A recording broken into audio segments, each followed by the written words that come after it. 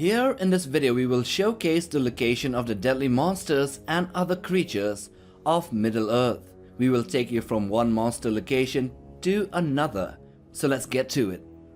Let's start with what monsters we can find in the frigid northern lands of Foroth. In here we will stumble over a subspecies of cave trolls called the snow troll, which are large, semi-sentient beings over 15 to 20 feet tall.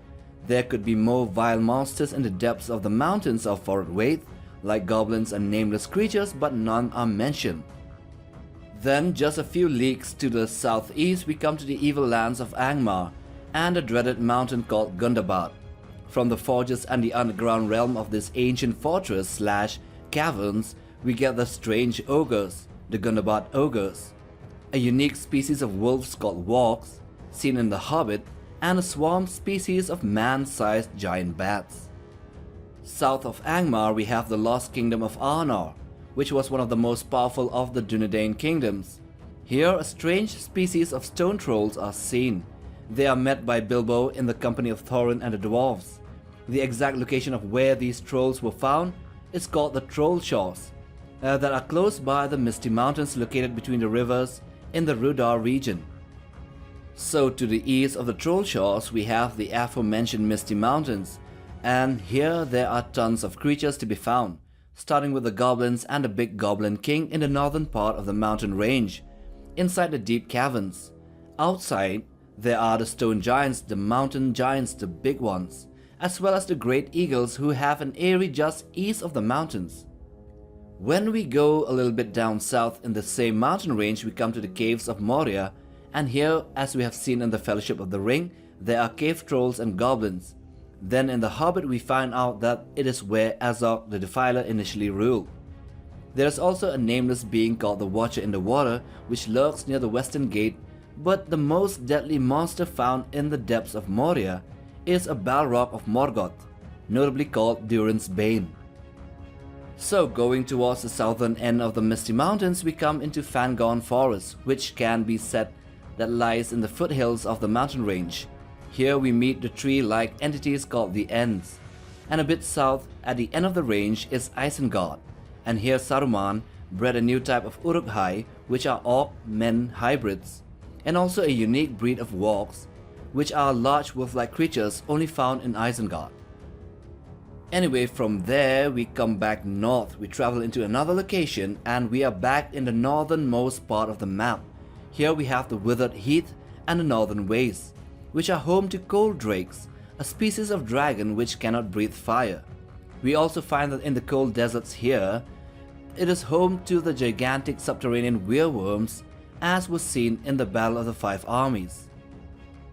To its south we have the plains of the Rovanion, which are also called the Wilderlands, and it is here that the shape-shifting Beorn makes his home, which is also near the great forest of Mirkwood to its east and the eyrie of the great eagles to its west. On the eastern edge we come to Erebor, the lonely mountain where Smaug made his lair to dwell in underneath piles of gold.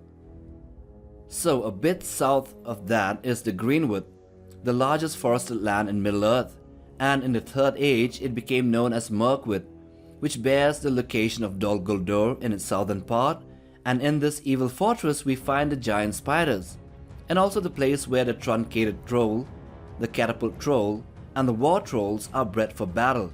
All the three types of trolls were seen in The Hobbit, the Battle of the Five Armies. Now from Dol Guldur, if we keep traveling to the south we pass by the Brown Lands and the Dead Marshes, and we gradually come to the Dark Lands of Mordor, where the Dark Lord Sauron himself lies, in the Tower of Barad-dûr.